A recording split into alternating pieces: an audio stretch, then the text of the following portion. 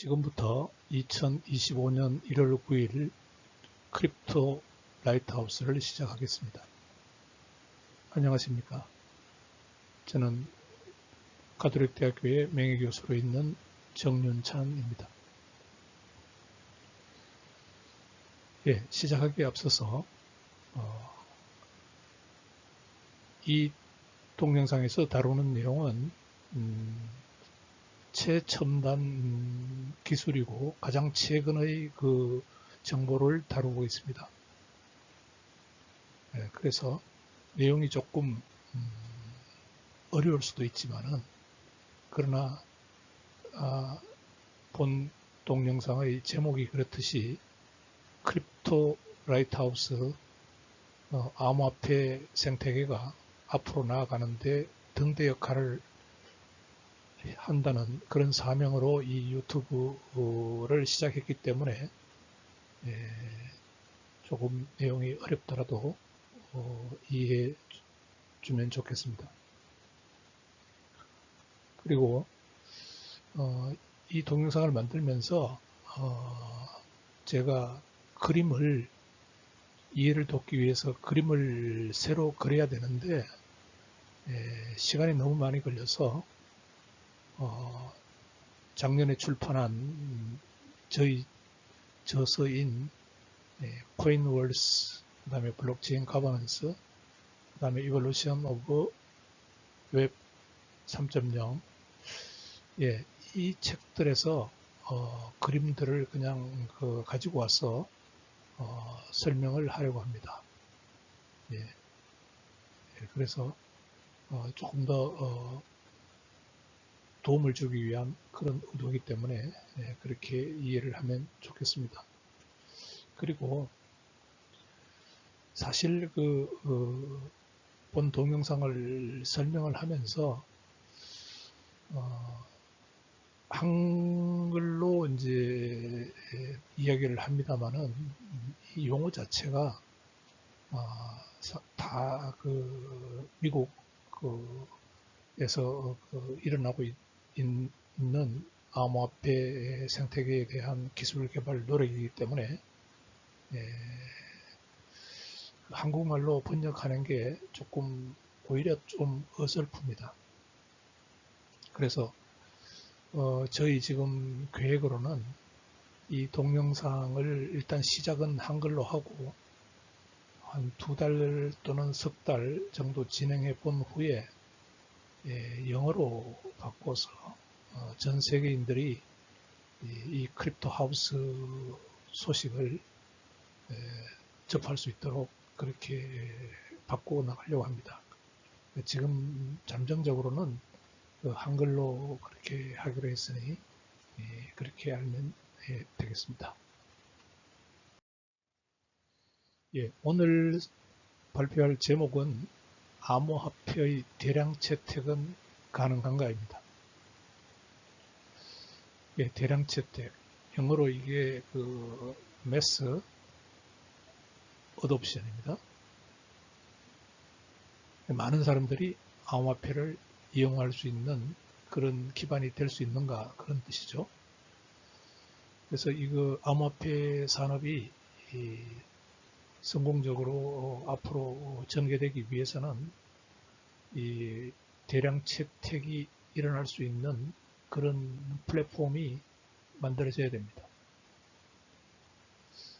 그러기 위해서는 이 부제에서도 이야기하는 것 같이 확장성이 문제가 됩니다. 확장성. 영어로 이것은 scalability라고 하는데요. 그래서 확장성에서 여기 이제 이더리움을 이야기했는데요. 왜 그러냐니까 지금 이더리움이 기술적으로 가장 앞서 나가고 있기 때문에 항상 이더리움의 기술을 이야기하는 게 그게 최신 기술이라고 이해를 하시면 되겠습니다. 확장성이 돼야지만이 이게 돼야지만이 대량 채택이 이루어질 수 있습니다. 암호화폐는요. 근데 이 확장성은 무엇이 발목을 잡는지 한번 살펴봅시다. 아마존이나 구글 같은 것은 웹 2.0입니다. 마이크로소프트도 그렇고요. 그들은 데이터 센터를 운영하고 있습니다. 데이터 센터를. 그래서 그 데이터 센터의 데이터베이스를 관리를 하면서 고객들이 요청하는 서비스를 데이터베이스로부터 응답을 해주는 이런 식이죠. 웹 2.0 구조로. 이 데이터베이스를 가지고 있는 데이터 센터는 말 그대로 중앙화되어 있습니다.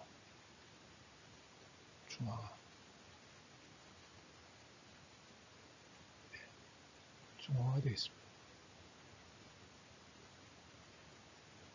중앙화되어 있다는 것은 우리가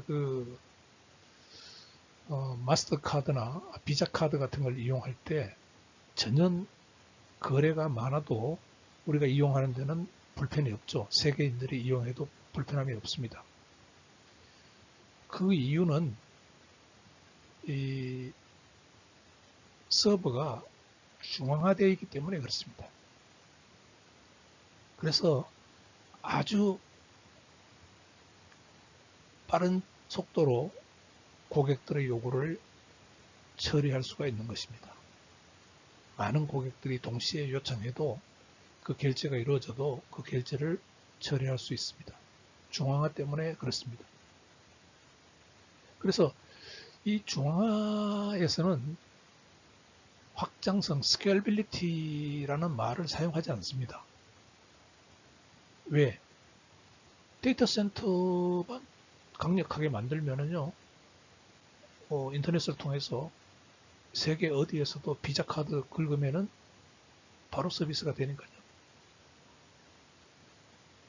그런데 웹 2.0에서는, 웹 3.0 구조에서는요, 블록체인을 이용하는 웹 3.0 구조에서는 상황이 완전히 달라집니다. 왜 그런지 봅시다. 이 웹 3.0 구조의 블록체인이라는 것은 탈중앙화되어 있습니다. 예를 들어서 이더리움 경우에 이게 50만 개 조금 많은 것 같기도 한데 어쨌든 5만 개라고 합시다. 이더리움 노드가 전 세계에 5만 개가 있으면은요, 여기에 이제 스마트 계약이라고 되어 있는데, 그건 좀 이해를 돕기 위해서 간단히 설명하면요, 어떤 사용자는 이더리움을 두 가지로 이용할 수가 있습니다. 계정을 두 가지 종류로 만들 수 있어요. 하나는 일반 사용자 계정이고요.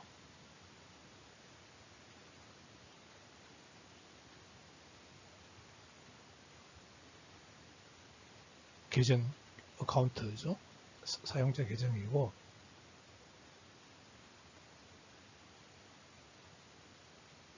또 하나는 계약 계정입니다. 우리가 보통 이제 스마트 계약이라고 얘기하는 계약 계정입니다. 계정.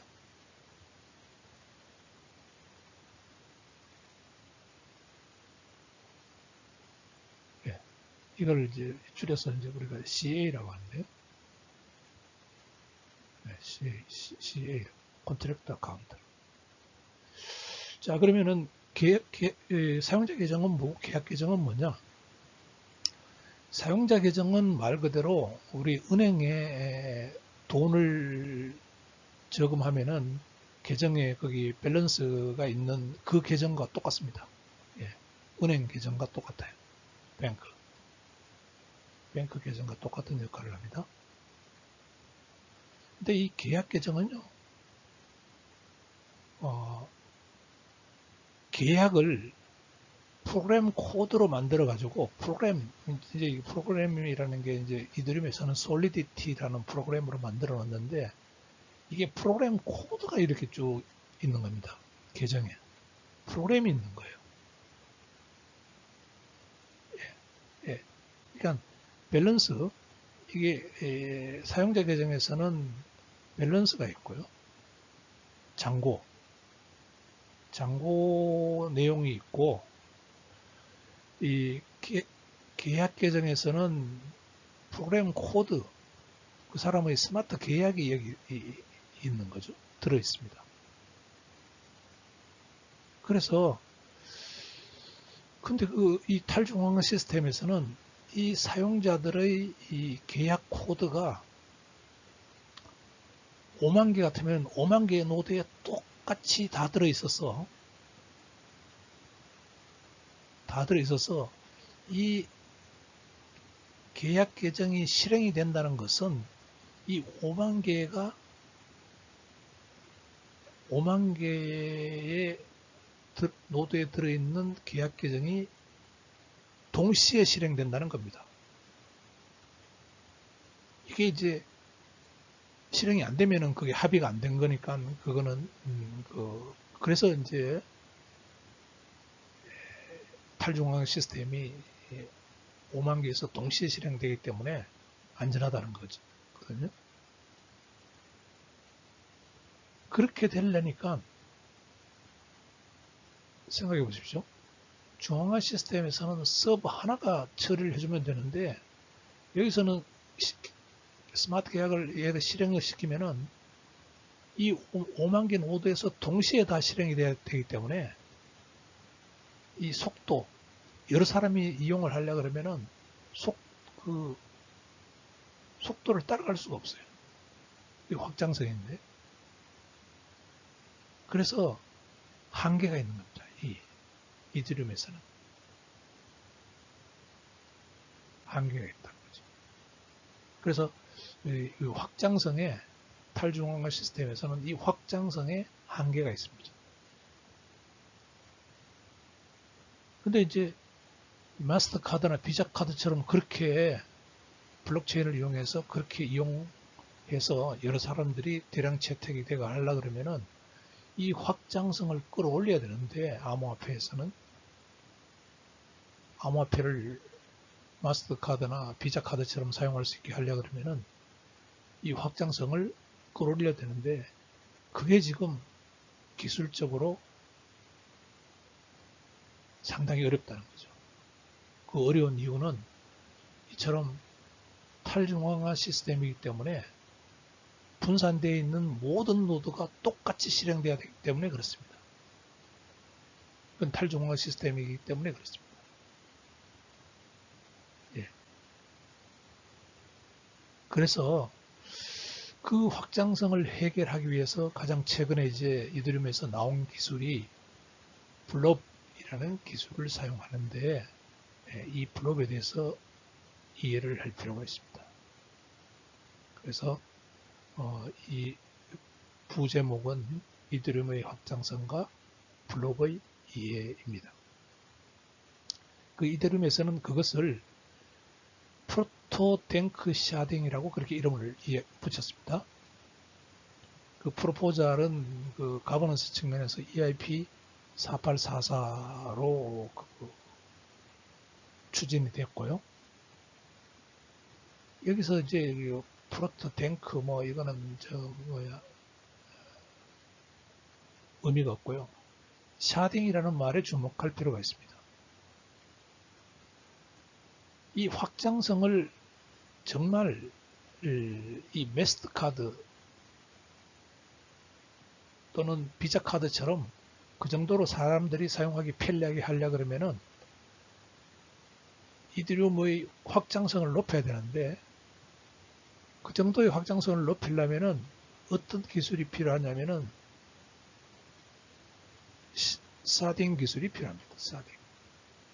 이게 이제 데이터베이스 하는 사람들이 이 데이터베이스 쪽을 하는 사람들이 이 속도를 빨리 하기 위해서 지금 연구하고 있는 그 기술이라고 보면 됩니다. 쉽게 이야기해서.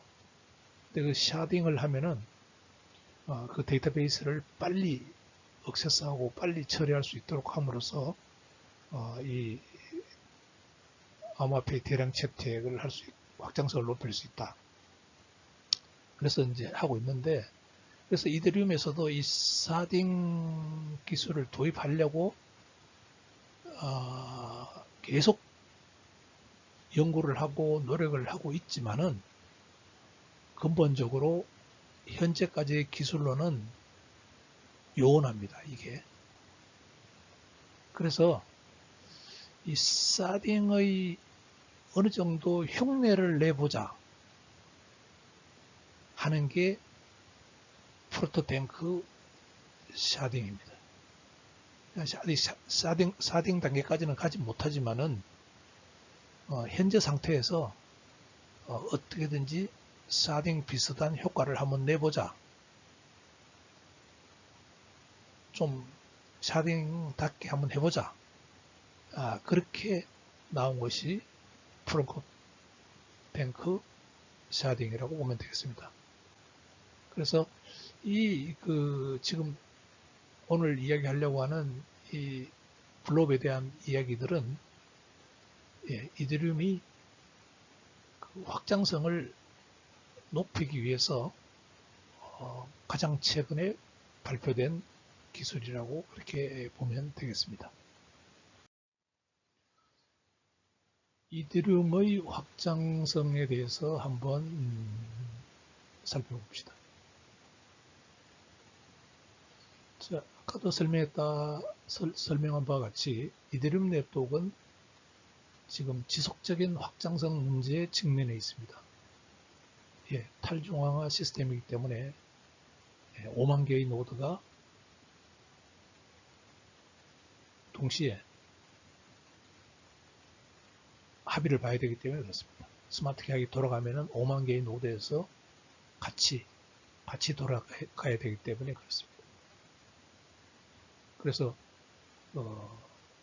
마스터카드나 스마트카드처럼 그렇게 중앙화되어 있는 시스템에 비해서, 데이터베이스에 비해서 당연히 속도를 낼 수가 없는 거죠. 그래서 어떻게 하면은 마스터카드나 비자 카드처럼 그렇게 많은 사람들이 이용해도 문제가 없겠느냐 하는 그 확장성 문제에 직면해 있는 게 이더리움의 현 실태입니다. 그렇지만은 그 한계가 있는 거죠. 이더리움 네트워크는 탈중앙화 시스템이기 때문에. 근데 이더리움을 거래를 많이 합니다. NFT를 거래한다든지, 뭐 이더리움에 있는 밈 코인 거래를 한다든지, 뭐 이더리움 거래를 한다든지, 이더리움의 가치가 높아지면서 또 사람들이 이더리움을 사고 팔고 하면서 거래를 많이 하죠. 그러면은 처리해 줄 수 있는 능력은 한정되어 있잖아요. 이더리움이 처리해 줄 수 있는, 초당 처리할 수 있는 거래는 뭐 10개 미만입니다. 그러면은 서로 막 하려고 하면 혼잡이 일어나죠. 예. 확장성이 한계가 있기 때문에. 그래서 또 문제는 뭐냐면은 이더리움은 누구나 접근할 수 있게 되어 있습니다. 이걸 가지고 이제 블록체인에서는 퍼미션 리스, 허가 없이 사용할 수 있다 그러는데, 뭐 인증을 하거나 뭐 그렇게 하는 게 아니고요. 자기가 비밀번호만 있으면은 누구나 사용할 수 있게 그렇게 되어 있습니다. 그래서 그냥 이걸 내버려 두면은요, 해커들이 이더리움을 막 사용하면은 정상적인 사람들이 사용을 못하게 되어 있습니다. 그래서 그 가스라는 이더리움을 사용하려고 그러면은 가스라는 거래 비용을 부담을 하게 되어 있습니다. 그래서 장난을 치려고 하는 사람들이 이더리움에서 장난을 못 치는 이유가 가스 수수료를 내고 장난쳐야 되기 때문에, 자기한테 손해보는 장난은 칠 수가 없잖아요. 그래서 장난을 못 치는 겁니다. 그렇게 하려고 하니까 또 많은 사람들이 이용을 하려고 하다 보니까 그러면은 그래도 꼭 필요한 사람은 이용해야 될 거 아닙니까? 혼잡하더라도. 그거를 이제 수수료를 많이 내는 사람이 이용하게 이렇게 되니까 거래 수수료가 막 올라가는 겁니다. 거래 비용이 높아지는 거예요. 그래서 높은 수요로 인해서 또 원칙적으로 이더리움의 설계상 해커의 그 장난을 막기 위해서 만들어 놓은 그 가스 시스템 때문에 예, 비용이 증가하고 그런 문제가 있는 겁니다. 예, 확장성의 한계는 많은 문제를 이야기시키고 있다는 거죠. 그래서 이더리움에서는 이 데이터베이스의 속도를 빨리 높이는 이 사딩 기술에 대해서 일찍이 연구를 해오고 궁극적으로 사딩으로 가야 되지 않느냐 하는 것에서는 뭐 다른 그런 이론이 없는 것 같습니다. 그러나 이게 쉽지가 않습니다. 사딩이. 지금 그 암호화폐 중에서 니어라는 게 있는데요. 니어. 이 암호화폐가 어느 정도 그 사딩을 구해놓은 암호화폐입니다.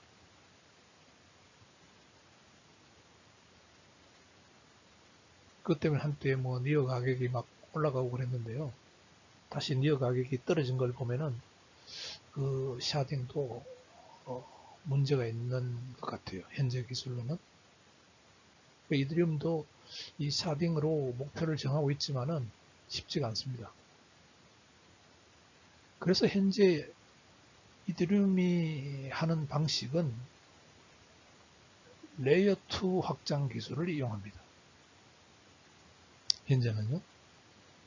레이어 2 확장이라는 것은 비유를 하면은 예를 들어서 뭐 롯데백화점이 이렇게 있으면 본점이 있다고 합시다.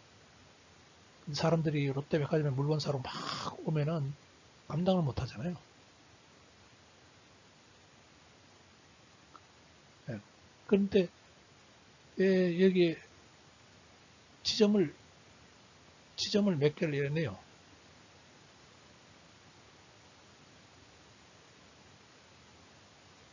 사람들이 여기에서 롯데백화점 같은 물건을 여기서 삽니다. 그리고 이 거래에 대해서는 보증만 해주면 됩니다. 이 거래에 대해서는 이 본점에서는 그 너 물건 그거 산 거 롯데백화점 정품이야 뭐 이런 식으로 얘는 거래에 대해서 묶어가지고 거래 이루어진 거에 대해서 묶어서 보증만 해주면 됩니다. 얘는 보증만 해주면 돼요. 그걸 이제 그런 방식을 이게 이제 레이어 1이라 그러고요. 이더리움이 레이어 1이 되는 거고 이 레이어 2가 그게 됩니다. 이더리움에서는 이게 뭐 아비트럼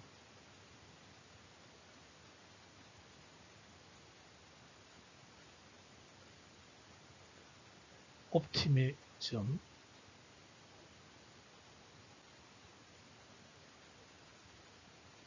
폴리곤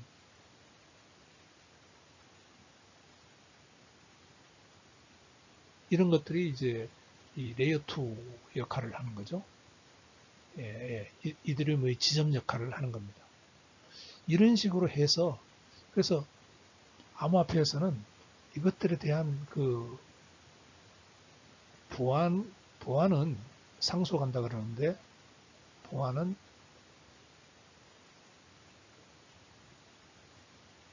즉 거래를 믿을 수 있게 해주는 것은 이 레이어 1 여기서 책임을 져줍니다. 레이어 2에서 거래를 했더라도 레이어 2에 대해서 거래를 했더라도 그거 거래 정확해라고 보안 책임은 레이어 1이 져주는 거죠. 그렇지만은 이 사람은 여기서 뭐 거래를 해도, 그러니까 레이어 2에서 거래를 해도 예, 상관이 없는 거죠. 예, 그 개념을 이제 이 아래 그림에서 보면은 여기에 이더리움이 있고요. 이더리움이 있고요. 이더리움 블록체인이 있습니다. 이렇게 블록체인이 블록이 쭉 연결되는 블록체인이 있고, 그 다음에 여기에 보면은 폴리곤, 폴이라고 얘기했죠. 폴리곤이 있습니다. 폴리곤이 지점이 있는 거죠. 지점이 있으면은 예, 이 거래들은 이 폴리곤에 이루어집니다. 레이어2에 이루어지고, 그 다음에 얘는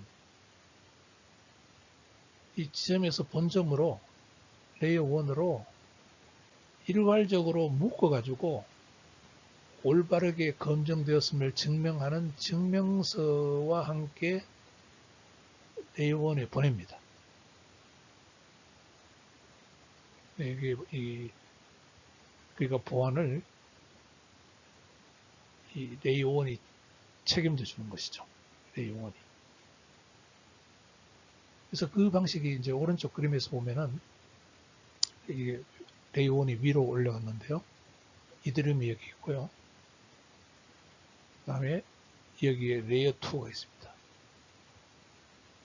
여기 이제 예를 ZK라는 것은 이 보안을 이렇게 상속하는 기술인데요. 그건 상세히 알 필요가 없습니다. 이렇게 보안을 넘겨주는 기술입니다. 예, 책임지는 기술인데, 잠깐만 보면은 이 레이어 2에서 사람들이 여기서 이제 거래를 하죠. 예, 거래를 합니다. 거래를 하면은 얘는 롤업 운영자는 주기적으로 요약 데이터를 작성합니다. 그 압축된 트랜잭션 데이터죠. 여기에 이제 영재식 롤업 증명서가 첨부됩니다. 이게 이제 기술인데요. 제로 날리지 롤업 기술이 롤업이라는 것은 그냥 이렇게 롤로 이렇게 묶은 거에 대해서, 그러니까 지점에서 물건을 한 시간 동안 1000건을 팔았다 그러면 1000건을 롤업 해가지고 묶어가지고 요약해가지고 그 증명서를 제출하는 겁니다. 레이어 1으로, 본점으로요. 그게 이제 기술적으로 제로 날리지 롤업 기술을 사용한다, 그렇게 이야기를 합니다. 그러면은 그것을 이제 이 레이어 1에서 레이어 2에서 제출한 이 요약 데이터가 레이어 1에서는 여기 이제 현재는 여기 콜 데이터라는 영역이 있어요. 이 콜 데이터 영역에 요게 여기 블록체인인데요. 레이어 1 블록체인인데 그 블록체인 안에 콜 데이터라는 영역에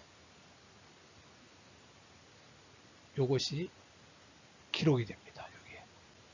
예, 기록이 돼요. 현재는 그렇게 되어 있다는 거죠. 그런데 그렇게 하려니까 이 현재 콜 데이터 영역은 아주 작고요. 한계가 있습니다. 한계가. 왜 그러냐니까 이 블록체인에 있는 그 데이터 영역이라는 것은 전 세계 5만 개면 5만 개가 동시에 다 가지고 있어야 되는 그 데이터 영역이기 때문에 그게 상당히 그 코스트가 높게 그렇게 이제 보이죠. 그래서 요 콜 데이터 영역이 아주 작고, 그래서 이 레이어 2조차도 한계가 있는 겁니다. 그건 뭐냐면은 이, 이 지점, 본점에 이제 장부가 있는데, 본점에 장부 정리를 이렇게 쭉 해나가고 있는데요. 이 중에 일정 부분을, 이 부분은 지점에서 이렇게 요약으로 지점이 있어요. 지점에서 요약으로 보낸 그거에 대한 거를 요 레이어 1의 요 부분에다가 요 지점에서 보낸 거를 여기다가 집어넣거든요. 요 부분에. 이렇게 하게 되어 있기 때문에 이 부분이 지금 상당히 코스트 비싸고, 예,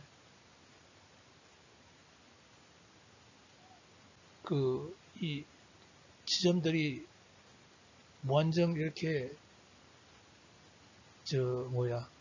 거래 수수료를 저렴하게 그렇게 이용할 수가 없게 되어 있습니다. 그러니까 이더리움에 대한 수수료는 여기에 기록하는 비용이기 때문에, 블록체인에 탑재되는 비용이기 때문에 레이어 1에서의 수수료가 나가는 거고요. 레이어 1에서의 수수료가 나가는 거고,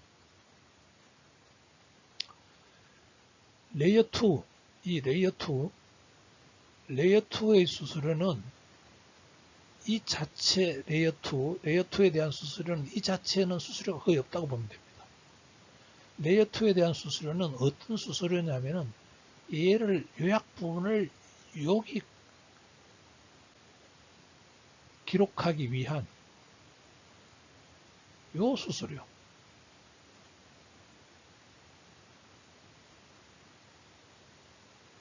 보안을 레이어 1이 처리해주기 위한 수수료. 그러니까 그 수수료가 이 레이어 2 사용자들이 사용해야 되는 수수료입니다.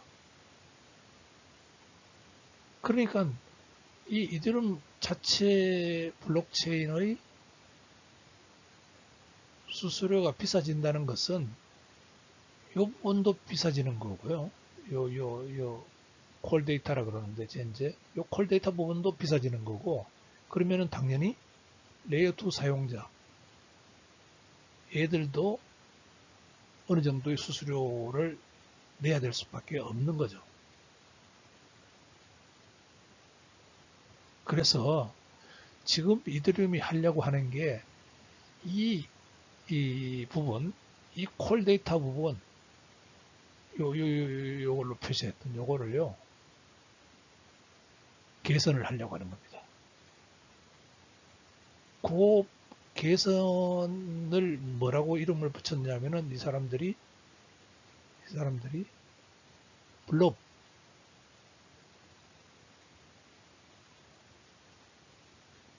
그거를 이제 블롭, 블롭이라는 말이 뭐 영어로 정확히 어떤 뜻인지는 잘 모르겠지만은 블롭이라고 이름을 붙였습니다. 자, 블롭이라고 이름을 붙이면서 이제 요거를 요 지점, 본점과 지점이 하는 개념을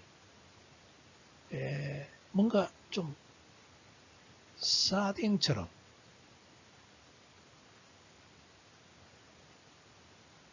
사딩이라는 것은 거의 뭐 이 병렬 개념이거든요. 병렬 개념. 뭔가 이거는 지금 현재는 어떠냐면은 본점이 있고 지점이 이렇게 뭔가 이렇게 있는 개념이죠. 네. 그래서 여기 이렇게 연결돼서 보안을 L1이 책임져주는 이런 개념이어서 샤딩은 뭔가 이런 개념으로 바꾸려고 하는데 그 중간 단계로서 여기 이게 이렇게 가는 중간 단계로서 여기에 블롭이라는 것을 도입하겠다는 겁니다.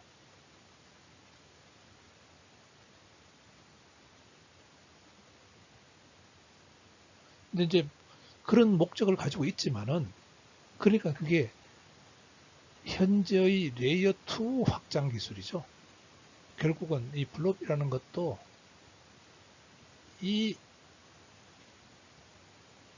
개념을 벗어나지를 못합니다. 그러니까 이 사딩에 가느냐, 아직 이게 이 거리가 이 거리보다 이 거리보다 이 거리가 훨씬 먼 거죠. 그러니까 뭔가 그러니까 지금 이런 L1, L2 본점과 지점으로 운용하는 이 개념에서 사딩으로 가는 그 진보했다. 한 발짝을 내딛었다. 뭐 그런 의미라고 보면 되겠습니다. 이 블롭이라는 게.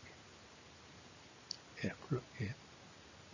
그렇게 해서 일단 목표가 뭐냐면은 데이터 저장 비용을 감소시키는 겁니다.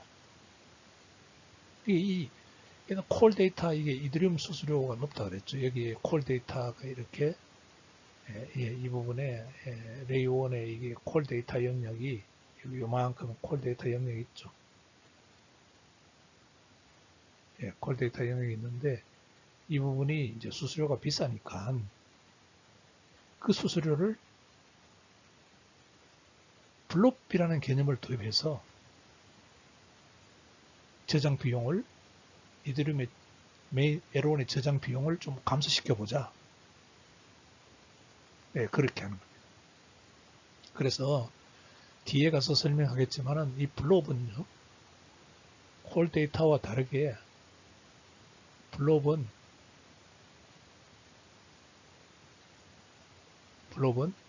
그렇게 조금 다르게 L1 블록체인의 데이터 저장과는 좀 다르게 그렇게 저장을 합니다. 그 비용이 많이 안 들지 않는 방법으로요. 여기까지 설명하고 다음으로 넘어갑시다. 설명을 이미 했습니다만은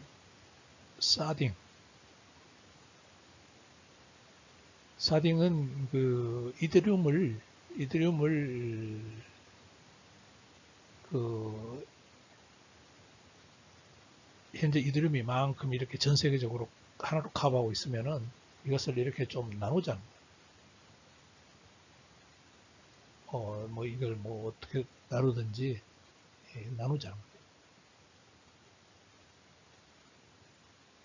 나눠가지고요. 요 하나를 사드라고 부르잖아요. 사드 1, 사드 2, 사드 3, 사드 4, 사드 5,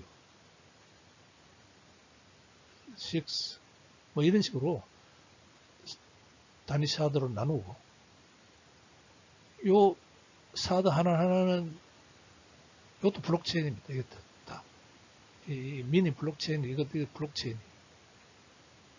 모든 게 블록체인입니다. 블록체인. 이렇게 할 때 당연히 데이터 저장 비용이 감소를 하겠죠. 그러니까 지금처럼 전 세계 5만 개의 노드의 똑같은 데이터가 스마트 계약이건 일반 밸런스 데이터건 똑같은 데이터가 똑같이 들어가 있는 그 비용하고 이 사드로 나눠져 가지고 여기 데이터 저장하는 거하고 여기 데이터 저장하는 거하고 달라지니까요. 그렇게 하면 당연히 데이터 저장 비용이 감소를 하겠죠. 그렇게 되면서 이제 확장성이 기하급수적으로 증가하는. 사드가 많아지면 많아질수록 확장성은 증가하는 겁니다. 자, 이게 이제 이상적이고요. 근데 이게 문제는 이제 우리가 크로스 사드라 그러는데 거래가 이렇게 거래가 이루어진단 말이에요. 사드끼리. 이 사드하고 이 사드하고 이렇게 거래가 이렇게 이루어진다. 여기에 밸런스 있는 거하고 여기에 밸런스 있는 거하고 밸런스 있는 거하고 이렇게 크로스로 이렇게 거래가 이루어져야 된다. 이런 문제까지 완벽하게 해결되려 그러면은 이 사딩 기술이 극복하기는 너무 힘든 난해한 그런 기술일 수가 있습니다. 그래서 이게 사딩이 일어나기 위해서는 시간이 걸리고 기술적으로 아주 복잡한 업그레이드가 필요하기 때문에 당분간은 이것이 거의 불가능하다고 보면 됩니다. 사딩이요. 예, 프로토 탱크 샤딩. 그러니까 지금 이제 이들이 하려고 하는 것에 이름을 붙여놨습니다. 이렇게 프로토 탱크 샤딩이라고 붙여놨는데 그 말은 현재의 그 L1, L2 이 이더리움 이게 이제 이더리움을 비탈릭이 이제 이야기했지만은 이더리움 확장성을 위해서 L2 방식으로 나가겠다는 거거든요. L2 지점을 막 이렇게 만들겠다는 거거든요. 근데 지금 그렇게 되어 있는데 L1, L2로 되어 있는데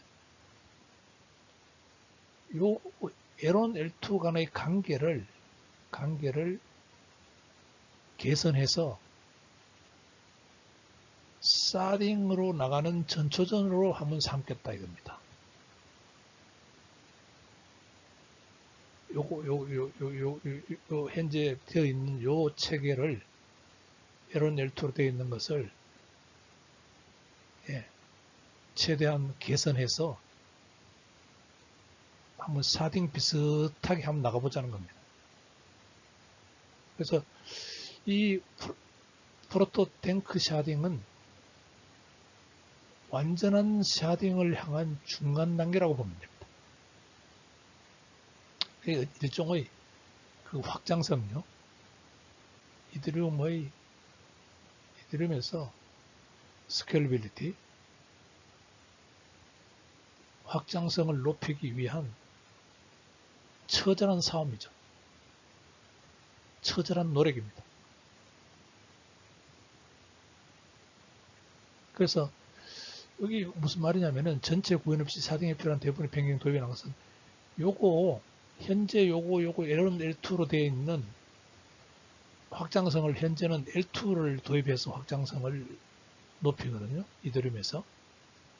근데 요 체계를 크게 손보지 않고도 요 사딩이라는 요 아이디어를 여기 한번 최대한 한번 도입해 보자는 겁니다.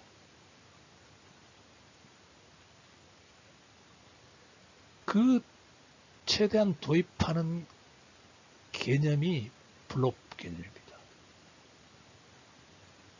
이름은 사드도 아니지만 사드 블록 거래라고 이름을 붙였어요.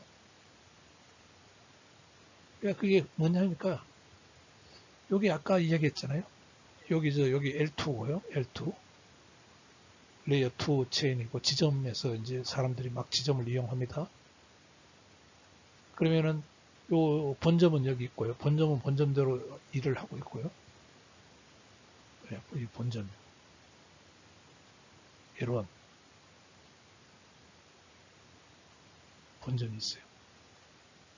자, 근데 이제 지점에서 일을 하면은 보안을 위해서 데이터를 묶어가지고 그걸 이제 묶어가지고 하는 걸 롤업이라고 합니다. 롤업. 묶어가지고 보안을 위해서 이제 여기다가 보고를 해야 되죠. 보고를 한다. 본점에다가 보고를 해요. 근데 이제 본점에다가 보고를 한다는 게 뭐냐면은 사실은 이게 이 블록체인이요. 이렇게 그려놨지만은 이게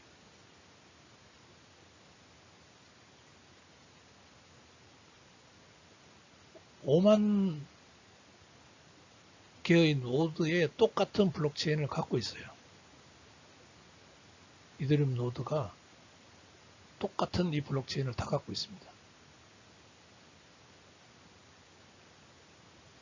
그러니까 이 요약 데이터, 이것도 일종의 트랜잭션이에요. 트랜잭션이 이 본점에 있는 이 5만 개 노드에게 모두 다 보내져야 되는 거죠. 이 트랜잭션이요. 이 요약 데이터 증명서 트랜잭션이 5만 개 노드에 전체 다 전달돼야 돼요.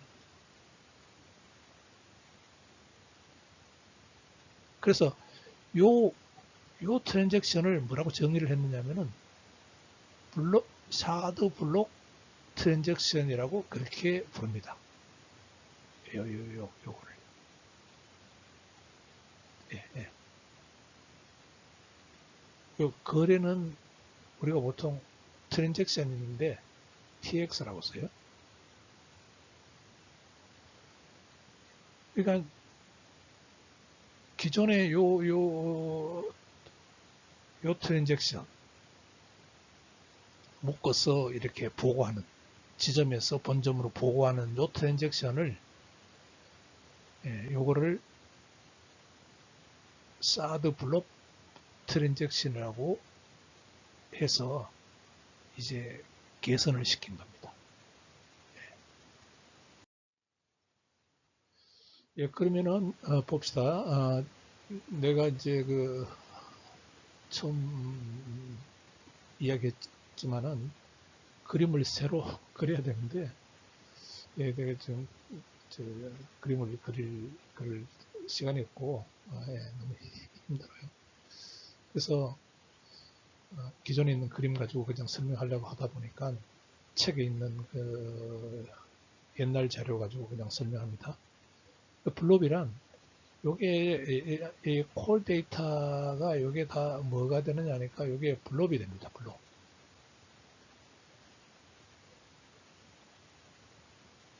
요게 블롭.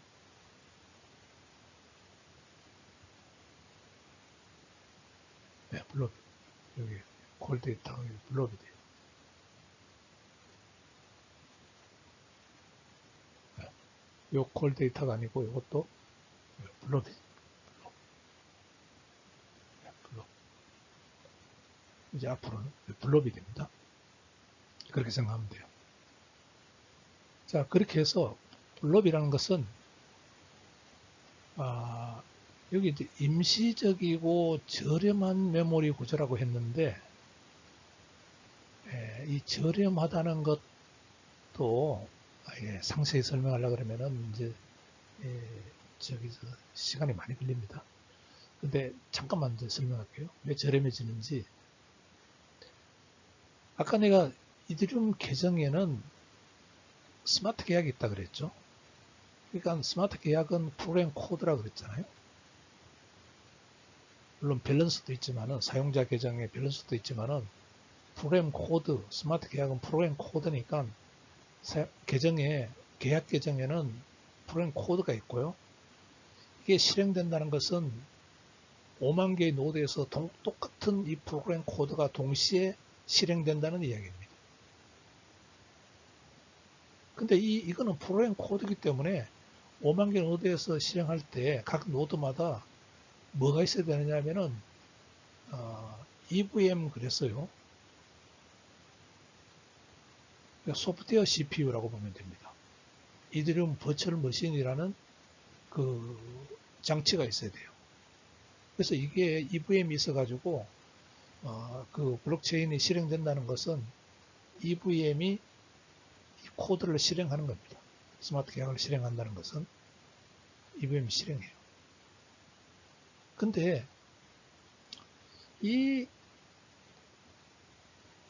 블록 트랜잭션, 이 압축해서 그 보안을 위해서 요청하는 이 트랜잭션은 이거는 스마트 계약을 처리하는 게 아니잖아요. 이거는 스마트 계약을 처리하는 이것처럼 스마트 컨트랙트 SC가 아니단 말이에요. 이건 SC가 아니란 말이에요. 그러니까 이 블록에 대해서는요, 블록 데이터에 대해서는 이 EVM이라는 이 프로세스를 가지고, 소프트웨어 프로세스지만 이 프로세스를 가지고 처리할 필요가 없어요. 그래서 그 EVM 처리를 안 합니다. 이 블록 데이터에 대해서는. 그러면서 이제 아주 저렴한 메모리 구조가 되고요.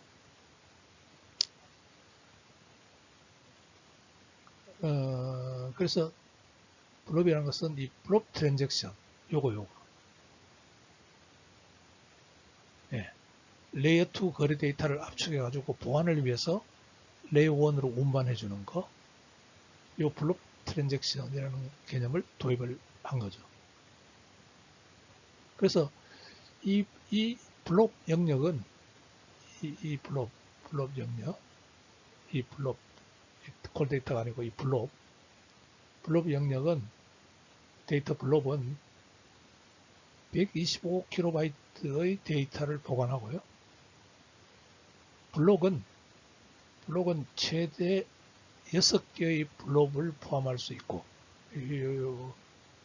5만 개가 다 동일한 이 블록체인을 갖고 있는데 각각 이 블록에는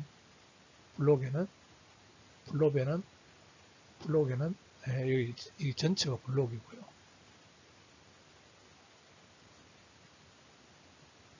전체가 블록이고 블록 좀 헷갈릴 수 있는데 어쨌든 이거는 전체는 블록이고요. 요 안에 요 부분이 블록입니다.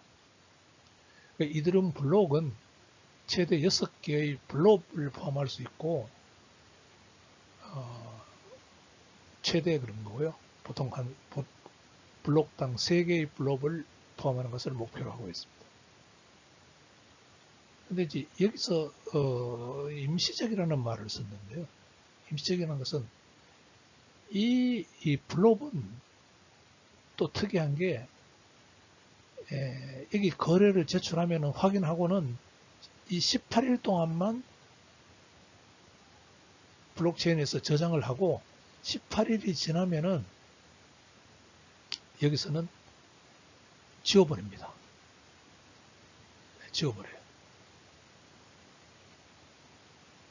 지워버리는 개념입니다. 그래서 그러면은 이제 지워버리면은 이거는 그러면 다음에 참고하려고 그러면 어떻게 해야 되느냐? 그거는 이제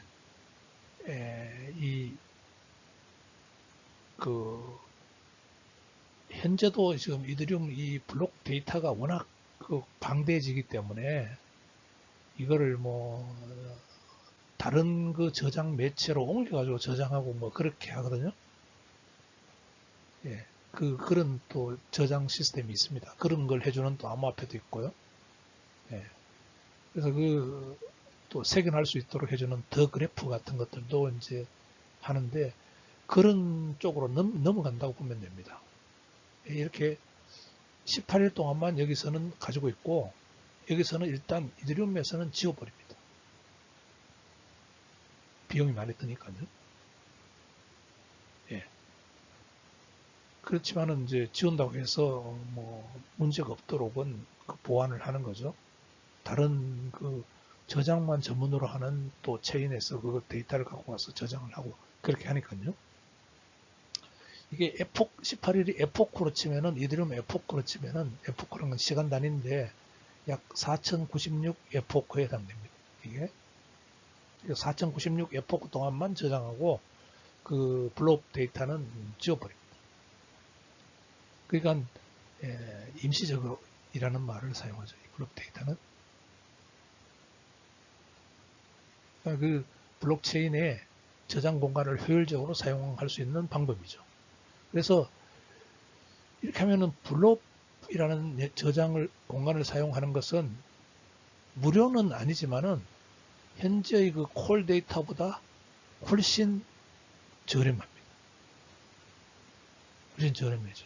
그렇다고 하는 것은 이 레이어 2 사용자, 이 사용자 입장에서는 주로 사용 요금이 뭐 때문에 나가느냐 하니까 이 콜 데이터를 사용했기 때문에 이 요약분을 올리는 보안을 이용해서 올라가는 레이어 1으로 올라가는 이 트랜잭션 때문에 거래 수수료가 지불했는데 이게 올라가는 이 블록 트랜잭션에서는 이 블록이라는 이 데이터 영역을 아주 저렴하게 사용하기 때문에 따라서 얘들의 수수료는 훨씬 저렴해진다. 그런 이야기입니다. 그래서 그 이더리움 거래소 블록의 역할은요. 이 EIP 4844 이 제안서에 보면은 블록 트랜잭션이라는 그 새로운 개념의 거래를 포함하고 있어요. 그러니까 이게 레이어 2에서 레이어 1으로 올리는 이 거래, 묶어서 올리는 이 보안을 위해서 이렇게 올리는 이 트랜잭션, 이 트랜잭션이 이 새로운 거래죠. 새로운 거래로서 이 블록 트랜잭션이라는 트랜잭션으로 이게 정의를 하고 있습니다. 그러면 아까도 이야기했다시피 이 메인 블록체인이 이게 지금 그림은 이게 쭉 이렇게 오면서 하나로 그려놨지만은 이게 5만 개 이더리움 노드에서 동일한 블록체인을 이렇게 5만 개가 이렇게 다 유지하고 있으니까요. 탈중앙화 시스템에서 이 5만 개가 이렇게 유지하고 있습니다. 5만 개가 유지하고 있기 때문에 이 블록 트랜잭션은 이 5만 개의 노드에 다 도달해야 되는 거죠.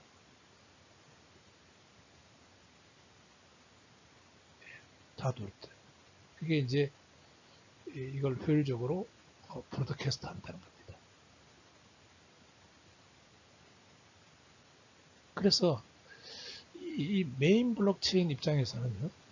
메인 블록체인 입장에서는 이 L1 이더리움에서 일어나는 그 거래들, 개별 거래들과는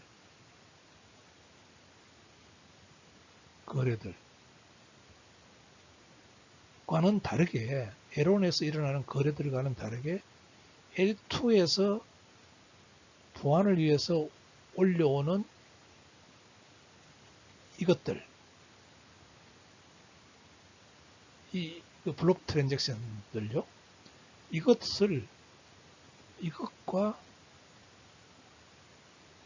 이것을 서로 다르게 처리합니다.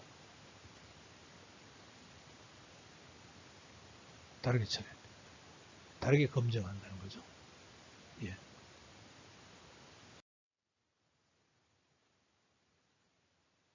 예. 레이어 2 네트워크에 미치는 영향을 한번 봅시다. 자, 이게 레이어 2 네트워크이죠. 현재는 이렇게 해서 보안을 위해서 요약 데이터 증명서를 트랜잭션으로 올려보냅니다. 그 다음에 그것을 콜 데이터에 저장합니다. 현재는요. 현재는 그렇게 돼 있죠. 콜 데이터에 저장합니다. 여기에 저장합니다. 콜 데이터는 이 블록 안에 이렇게 있고요. 블록 안에 현재 이렇게 있습니다.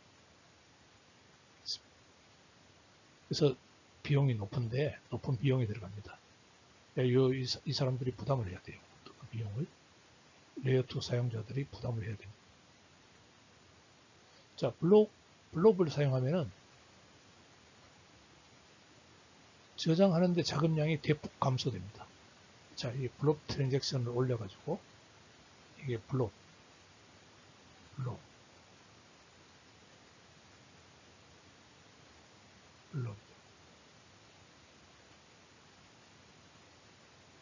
콜데이터가 아니고 블록이에요. 이것도 콜데이터 아니고 블록.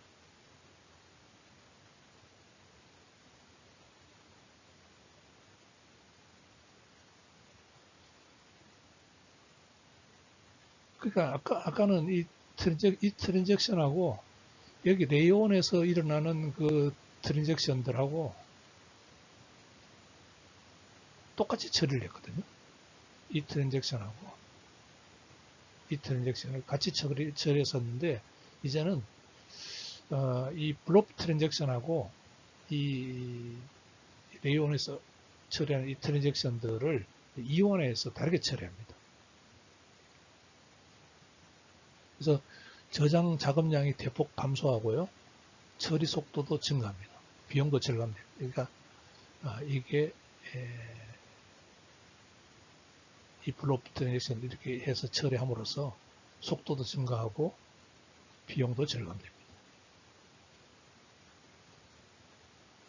그렇지만 이제 이 레이어 2 입장에서는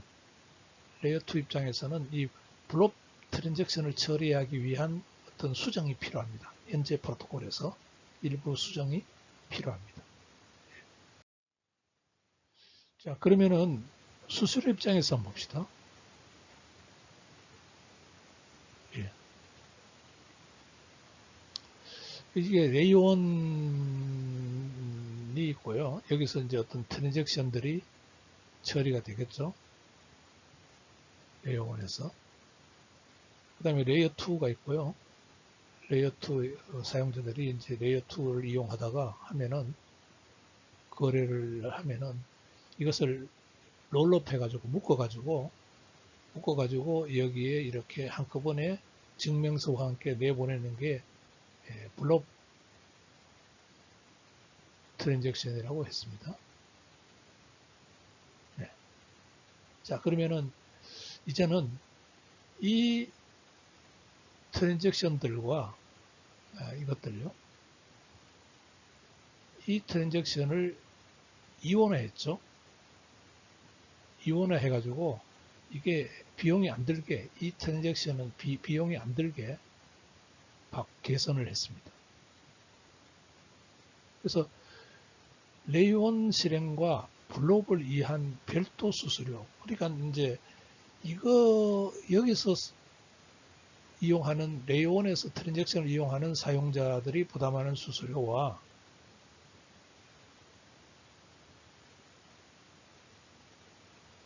이 사용자들, 레이어 2 사용자들이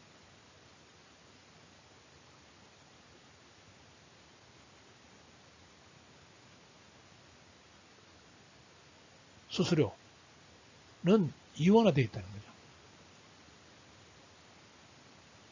그러니까 이게 여기서 사용하는 것은 훨씬 저렴합니다.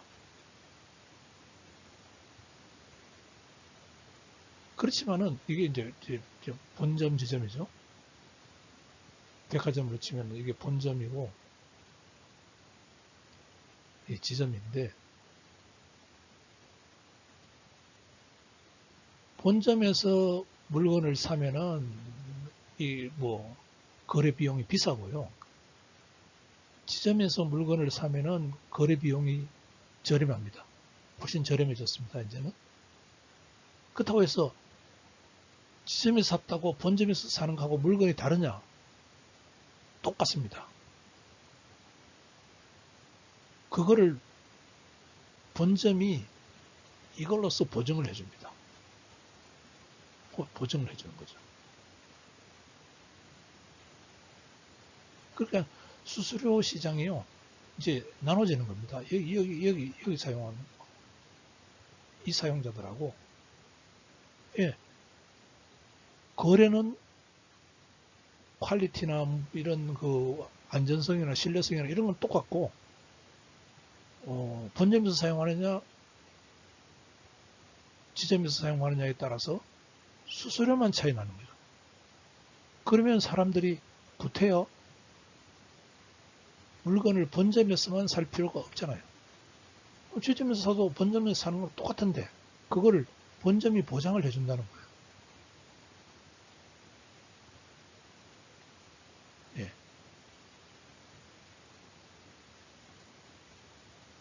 그래서 장점은요, 네트워크 혼잡. 자, 이들음이 복잡하더라도, 이 에론 네트워크가 확장성이 부족하더라도, 지점 이용하라. 우리가 본점에서 보장해줄게. 보장한다. 보장하는 방법은 블록 트랜잭션이 있잖아. 이걸로 해서 보장한다. 그러는 겁니다. 또 이제 보장을 하는데 이 블록 트랜잭션도 우리가 돈 안 들이고 그 블록 트랜잭션을 처리하게 그렇게 시스템을 바꿔놨다. 이런 이야기거든요. 그러니까 당연히 네트워크 혼잡에 영향을 받지 않는 블록 수수료죠. 이더리움은 아까 처음에 그랬지만 이더리움은 그랬잖아요. 혼잡하면 혼잡할수록 수수료가 많이 내야 되죠. 왜? 확장성의 이더리움 자체는 에론 네트워크 자체는 확장성의 한계가 있기 때문에 많이 사람들이 이더리움을 이용하려고 하면은 수수료가 높아집니다. 근데 이 L2 사용자들은 네트워크 바빠도 이 L2가 바쁘지 않으니까 본점이 막 사람들이 바글바글 거려도 지점에 가면은 사람 없어요. 그럼 지점에서 물건 사면 되죠. 왜? 그 물건에 대해서는 보장을 본점이 해주니까. 그러니까 그게 최고저의 혼잡 시에도 저렴한 거래 비용을 보장한다는 겁니다. 자, 지금까지 이야기한 이 개념은요, 블롭이라는 개념은 이더리움의 확장성,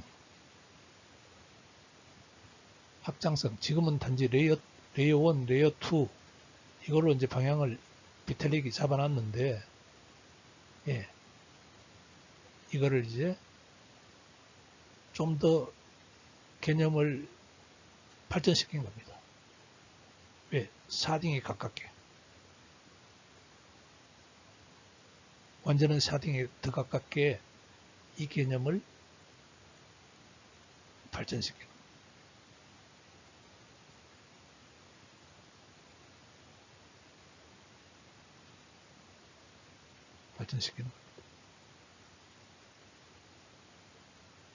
그래서 지금 당장 L2를 이용하는 사람은 레이어 2 솔루션을 비용이 절감된다. 지금 당장 그 OP, 옵티미즘, 아비트륨,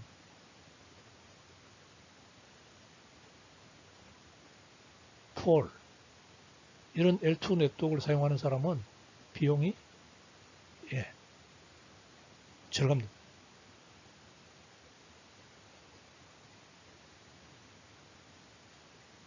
왜? 이더리움이라는 본점에서 지점과의 그 보안을 보장하는 방법을 블롭이라는 개념을 사용해서 이걸 획기적으로 개선했기 때문에.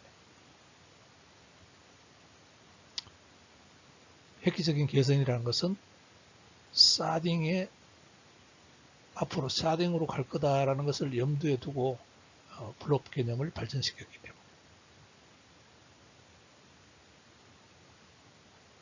그래서 이게 장기적으로 보면은요, 이 블록의 의미가 네트워크의 효율성을 향상시키고, 효율성을 향상한다는 것은 100% 효율성이 향상된다는 것은 사딩으로 하면은 최고죠. 뭐. 이렇게 완전히 사딩으로 이렇게 이더리움 네트워크를 만들어 버리면 최고죠. 자, 4등 정도는 안 되지만은 이렇게 확장이 됐다. 향상됐다. 블록을 이용해서 향상됐다. 그래서 앞으로 이런 쪽으로 가기 위한 기반을 마련했다고 볼 수 있습니다. 예, 다시 요점을 정리해 보면은 이더리움에서 이제 이 블록 개념을 새로 도입해 가지고 확장성을 향상시켰다. 그래서 지금 레이어 2에서 그 수수료 시장하고 레이어 1에서의 그 수수료하고 이중적인 수수료 시장을 도입한 거죠. 그래서 이게 이제 레이어 2 네트워크에 이용하는 그런 사람들이 이제 쉽게 안전하게 이제 보안성 있게 그 레이어 2 네트워크를 이용할 수 저렴하게 네트워크를 이용할 수 있기 때문에 전체 확장성에 미치는 긍정적인 영향이 있다. 그래서 이 개념은 중요한 게 왜 중요하냐면은 이더리움의 장기적인 확장성으로 병목 현상을 해결하고 있고 대량 채택을 위한 기반 마련. 그러니까 아까 처음에 이야기했던 비자나 뭐 마스터카드 같은 이것처럼 많은 사람들이 이용할 때도 쉽게 이용할 수 있도록 대량 채택을 할 수 있는 그런 기반을 마련했다는 거죠. 물론 이 정도는 되지 않겠죠. 자, 마무리 지어 봅시다.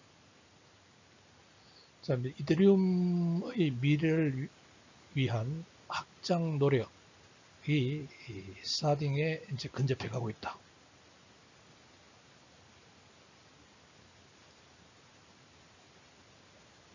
그래서 지금 이더리움 확장성 업그레이드의 이 적극적 노력으로 볼 수 있죠.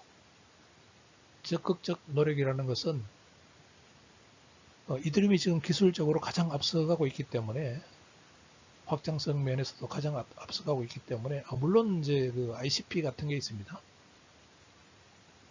ICP는 서브넷 개념을 도입해 가지고요. 이건 좀 특이한데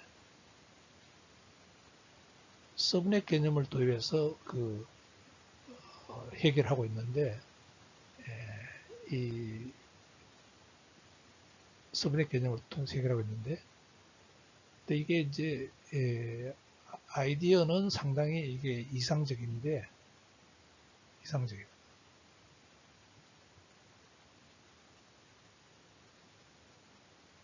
이상적이고 이 서브넷 개념이 이더리움을 치면은 거의 사딩급입니다.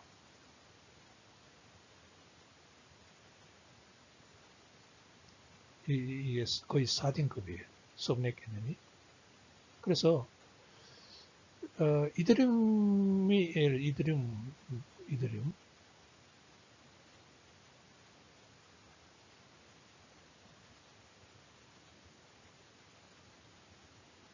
이더리움이 4등이 된다 그러면은 이건 완벽한 거죠.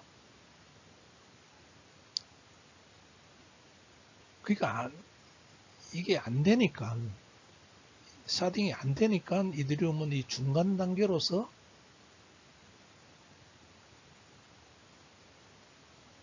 레이어 1 기존의 레이어 1, 레이어 2 체계에서 뭔가 블록이라는 개념을 도입을 했고 블록 트랜잭션이라는 개념을 도입을 했고 그거를 사딩 이거 비슷하게 한번 가보자.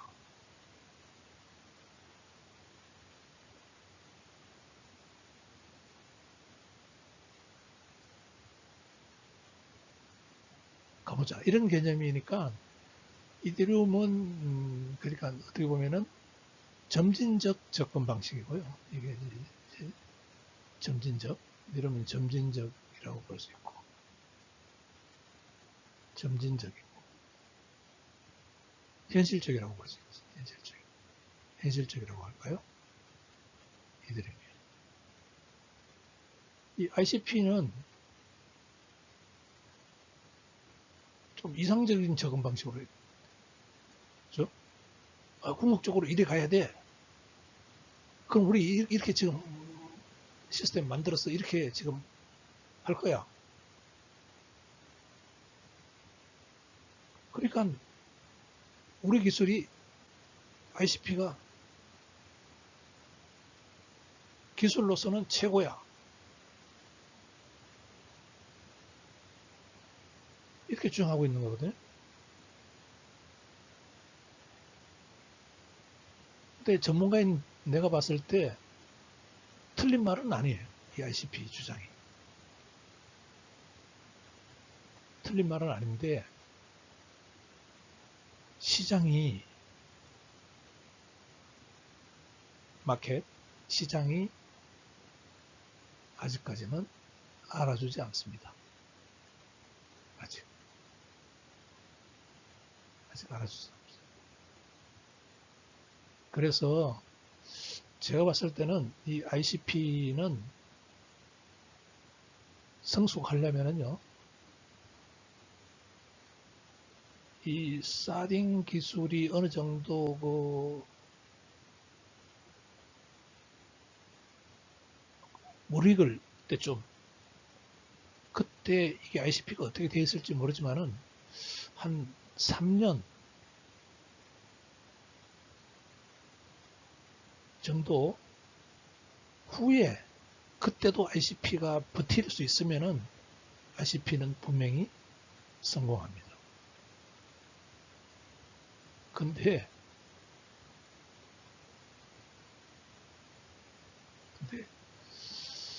글쎄요, 이더리움이 사딩을 하려고 했다가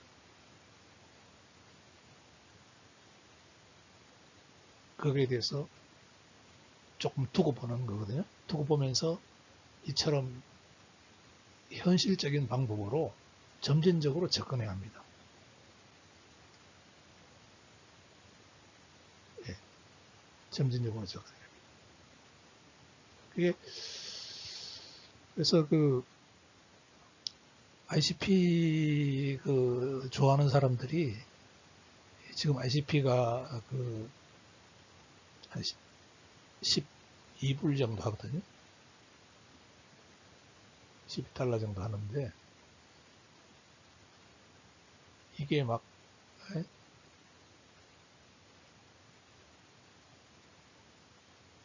몇 개월 안에 막 그 작년 같으면은 2023년, 24년 12월 되면은 이게 막 거의 뭐 10배, 100배, 예? 500달러 간다. 이렇게 이야기했습니다. 그러니까 그거는 왜 그러냐니까 이 기술이 최고기 때문에. 근데 지금도 12달러입니다. 그러니까 이상하 현실은 다른 거죠. 예, 현실은 다른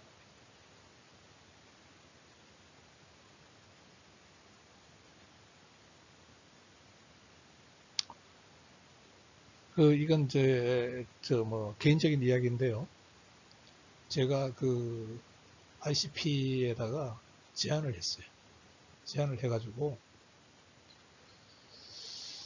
ICP 그 CEO한테 내가 그 제안을 했는데 스위스에 있습니다. ICP가 스위스에 있고 연구 인력도 좋아요. 이 ICP가 한 뭐 연구 인력이 한 4, 50명 정도 스위스에서 우수한 인력들이 일하고 있는데 내가 책을 하나 쓰겠다 그랬습니다. 어떤 책이냐면은 자, 이더리움이 접근하는 방식하고 너희들이 ICP가 접근하는 방식하고 이거를 내가 비교해서 어느 것이 올바른 접근 방법인지 그것을 한번 독자들에게 평가할 수 있도록 그 책을 쓰겠다. 예. 그래서 그걸 프로젝트로 해가지고 내가 책을 쓸 테니까 내한테 조금 그 자금을 좀 대달라. 그렇게 이야기를 했는데 한 3개월 전에 이야기를 했는데 가타부타 답장을 안 해줍니다. 안 되면 안 된다고 이야기를 해주고 되면 된다고 이야기를 해줘야지. 그래서 짐작한데 ICP도 최고의 기술이라고 우기지만은 자기들도 현실을 이제 아는 것 같아요. 예. 그런 면에서 보면은 이드리움 CEO인 비탈릭도 만만치 않습니다. 네. 뭐 개인적인 이야기를 했고요.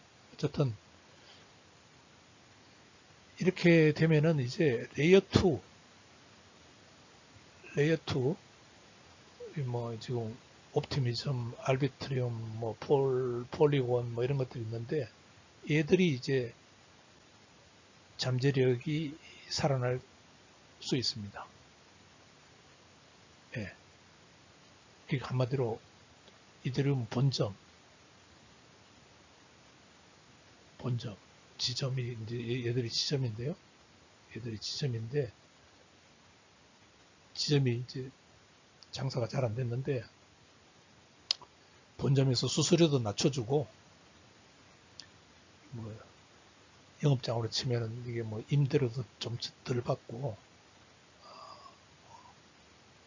그리고 여기 이용하는 사람들도 아주 편리하게 저렴하게 이용할 수 있게 본점에서 그런 조치를 취해줬기 때문에 얘들이 좋아질 가능성이 있습니다. 그래서 그 레이어 1과 레이어 2가 사딩에 준하게 결합된 악상성 있는 생태계로 대량 채택 기반을 마련하게 되었다. 예, 여기까지입니다. 예, 이상 2025년 1월 9일 크립토 라이트하우스를 마칩니다.